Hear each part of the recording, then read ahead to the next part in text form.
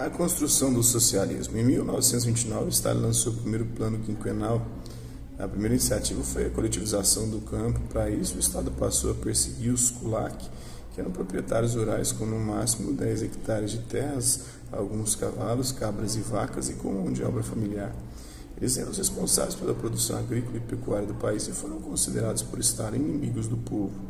No início de 1930, viram-se intimados a entregar terras, animais e ferramentas, bem como a se agrupar em fazendas coletivas.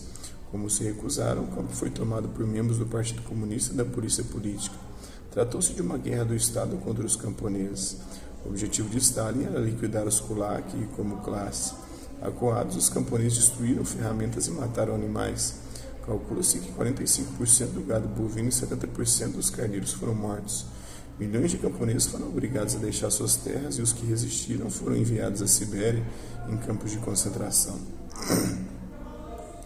Embora o governo dissesse que as fazendas coletivas eram cooperativas de camponeses, na prática eram fazendas administradas por um funcionário do Estado, tendo os camponeses como assalariados.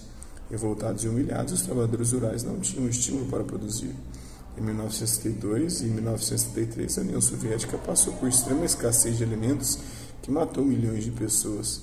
Tem um cartaz de propaganda do primeiro plano quinquenal de 32, do artista era o Gustavo Kutsis, que veio entre 1895 e 1968, com rostos de camponeses felizes. O texto do cartaz diz: no fim do plano, a base da coletivização deve ser concluída.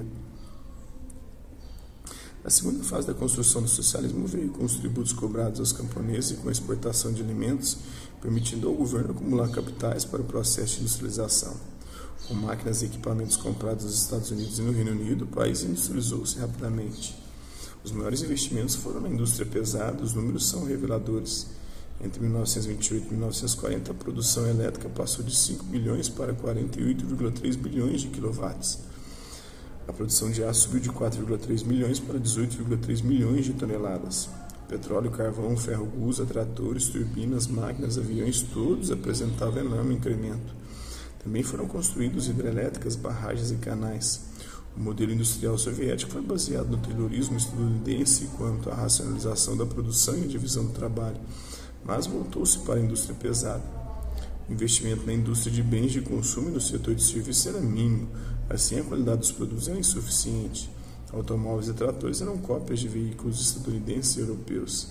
A industrialização contou com o trabalho compulsório dos prisioneiros políticos do Gulag, sigla que em português corresponde à Administração Central dos Campos.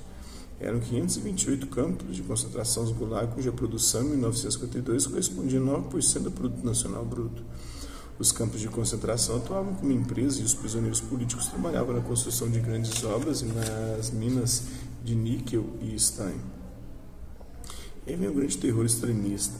Em 1964, Stalin era o grande senhor do Partido Comunista, mas não era ainda um grande ditador.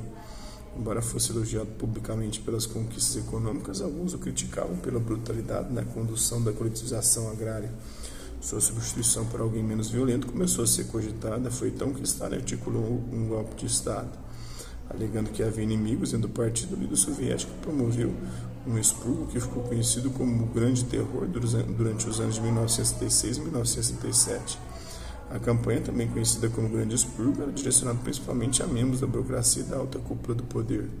Antigos líderes bolcheviques, como o Zinoviev, o Kamenev, Bukharin, sob tortura e ameaça a familiares, confessaram crimes hediondos, embora não os tivessem cometido. Envenenamento de açude, sabotagens industriais e até assassinatos. A sociedade soviética assistiu assombrada a líderes revolucionários admitirem que traíram o próprio país. O medo tomou conta da sociedade soviética. Tem um pôster chamado Glória Stalin, do arquiteto comunismo, feito pelo Boris Belopolsky, em 1951.